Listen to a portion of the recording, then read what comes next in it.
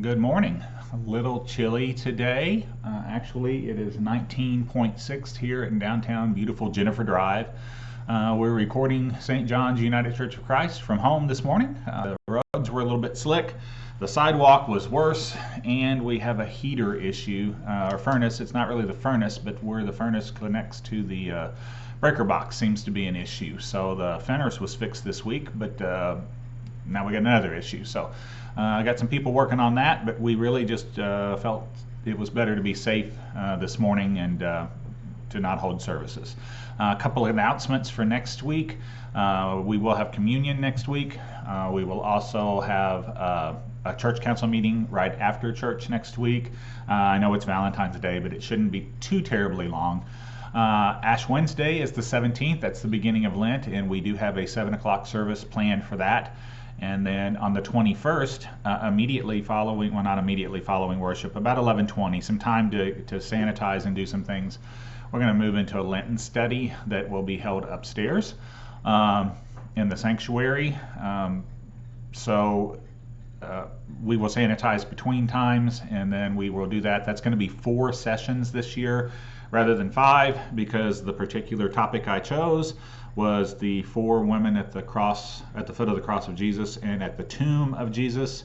So it worked better to just do 4. That way, if we have bad weather or something, I have a backup day we can use. And other things, I'm not going to do the whole service today. We're reminded of the old story about the old farmer who very, very bad, bitterly cold, snowy morning, and made his way to church and got there, and he was the sole person at church. And some of you have heard this before, but it's worth telling again. And the pastor found the guy there at church, and so he said, okay, we're going to have service. So they did every prayer, they sang every hymn, they did everything all the way through, just the 2 of them. And when they got to the end, the old man was walking out, and the pastor asked him how he liked the service, and he said, well, it was a little bit long. And he said, well, you know, if Jesus had 1 sheep come to him, he made sure that that 1 sheep was completely saved. So even if you go out to feed your cattle, do you feed just the 1, or do you feed all of them? And he said, well, if I go out and feed my cattle and only 1 comes up, I feed it, but I don't give them the whole load. So today, you're really not getting the whole load. You're just getting kind of part of things. A couple of people to remember in our prayers this week.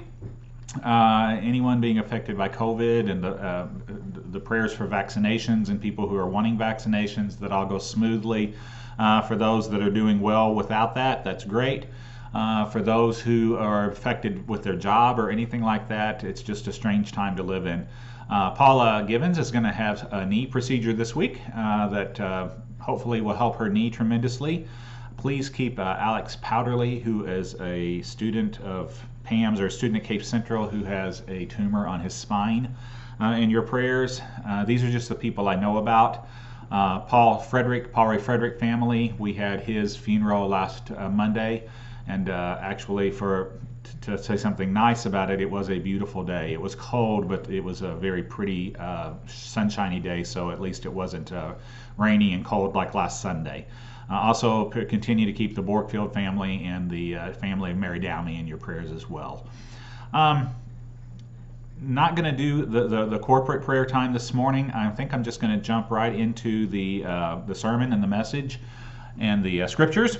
But basically, we're going to take everything that's on this bulletin and just transfer it to the 21st because we had some good songs picked out. And Carol will be playing for us on the 21st. And so we have 2 that we know really well, and then 1 newer one that's a really neat upbeat song that I'm going to try to do with you.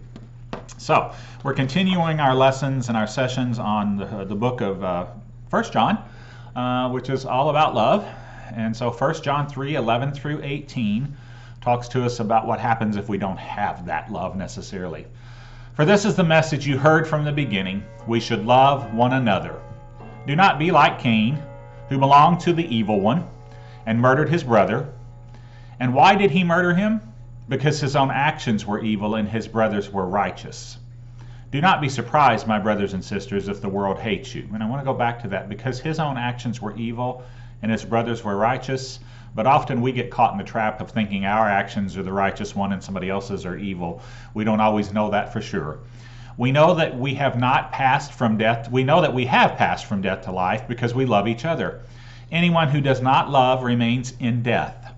Anyone who does not love remains in death. And anyone who hates a brother or sister is a murderer. And you know that no murderer has eternal life residing in him. This is how we know that love is, what love is. Jesus Christ laid down his life for us. And we ought to lay down our lives for our brothers and sisters. If anyone has material possessions and sees a brother or sister in need but has no pity on them, how can the love of God be in that person? Dear children, let us not love with words or speech, but with actions and in truth. So, it's a story about a lady who went to church one Sunday morning on a whim. She wasn't a usual attender. She didn't often go, but this morning she decided she wanted to go to church. And when she walked into the church, another lady was present there that she was acquainted with, but you could say they were anything but friends. As a matter of fact, they really just couldn't stand each other.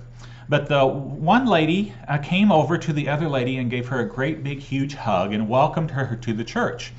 And she felt very comfortable with that, and it made her feel very special. But she couldn't quite figure out why it had happened. Was there something moving in the church that morning that made her want to forgive her? Until they got to the end of the service and the pastor announced, "I'm going to give you the same assignment I gave you last week. And that is to go out this week and try to love someone you can't stand." The reality in this is that loving one another is not nearly as easy as just going and giving somebody a big hug. We've all been in hugs where we weren't sure why we were being hugged, but just because you hug someone doesn't necessarily mean that you love them in the sense that John is talking about love here. Now, in John's early days, remember John was the brother of James, and John was the youngest, so he was probably an apostle in his late teens, maybe early 20s. And John and James were kind of known as the sons of thunder until they got into being apostles with Jesus. The sons of thunder, meaning that wherever they went, they kind of created a storm. But Jesus touched their lives, and throughout John's life, his association with Jesus, and through the book of John, through Revelations, and through the first and second and third epistles of John, we find that the love that he preached about was his prevailing message. So he overcame some things in his life. Now, love is an often used word in the English language. We often say, "Oh, I love this." Like, I love cheesecake. I love the Kansas City Chiefs. Maybe that's who I'm rooting for today. I love to watch TV. Oh, I love chocolate. Well, love in that sense is viewed as kind of a shallow emotion, because love can be so much more than that. Biblical love that John is talking about here is a self-sacrificing love. It is what in the Greeks would refer to as agape, and it involves enjoying the sacrifice. Now, it's hard to think of enjoying a sacrifice, but agape love involves enjoying a sacrifice. It means that you give a commitment to something and you follow through on it. And it may involve some things that are not always so pleasant. But it shows itself, agape love shows itself in the deeds that we do and for others and how we treat other people.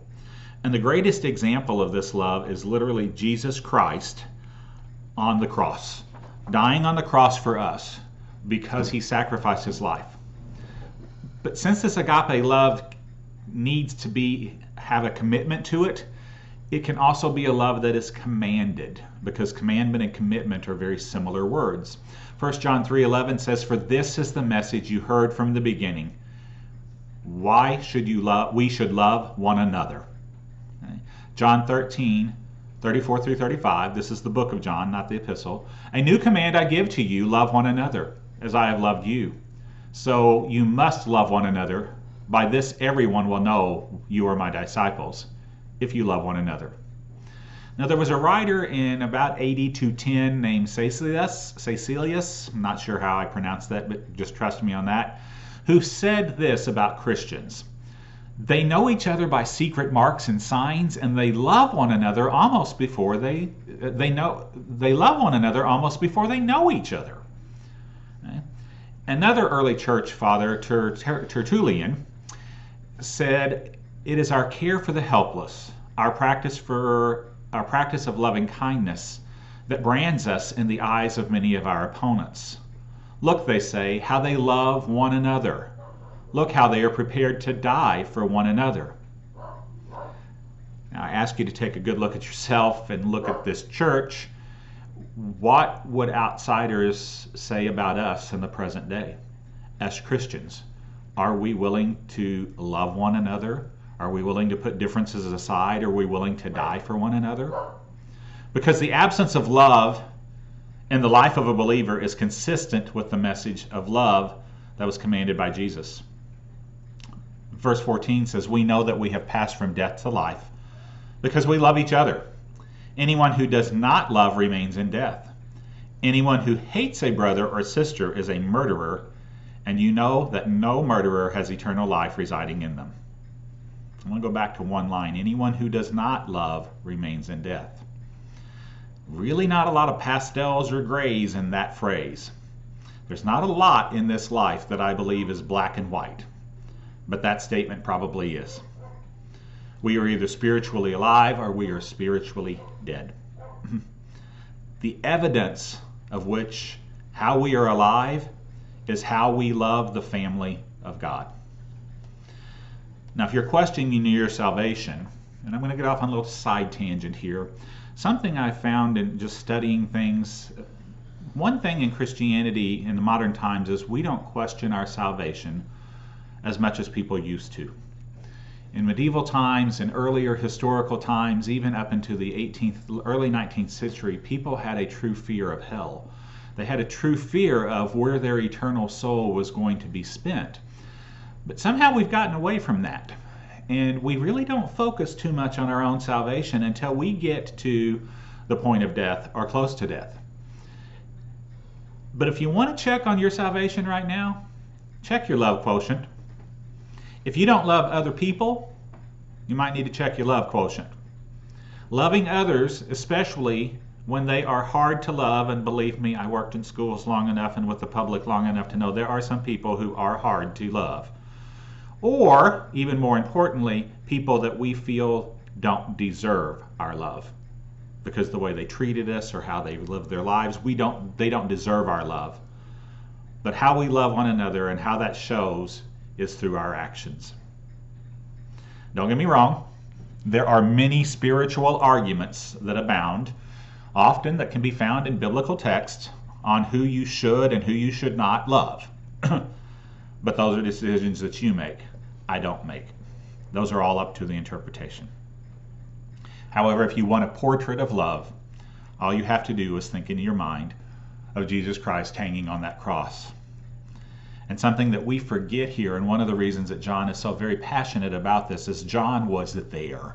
He stood at the foot of the cross, even to the point where John was the one who was Jesus made custodian of his mother.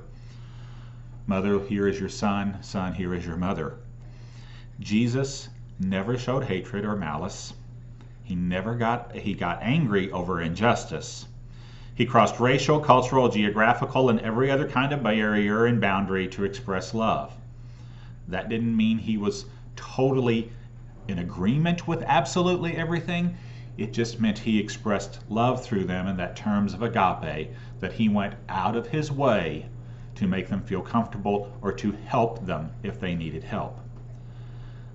They say a picture's worth 1,000 words. Well, Jesus hanging on the cross is one of those pictures. His arms are wide open, and Jesus is the embodiment of putting yourself in a sacrificial love ahead of other people. The reality is most of us will not have to make that ultimate sacrifice for anyone. Most of us will never be called upon to make a sacrifice like Jesus did. But if we are called on daily to make small sacrifices, we should try. Now think of it this way. I may not be able to hand anyone a $10,000 donation today and help them out. I may not be able to hand anyone a home or someplace and help them out.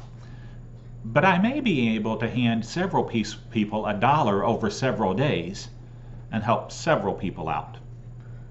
I may be able to point someone to where food may be available. I may not even have to come up with it myself. I may say, have you tried the food pantry? Or Fruitland Community Church is doing another food drive. I don't always have to do great and grand things like Jesus did.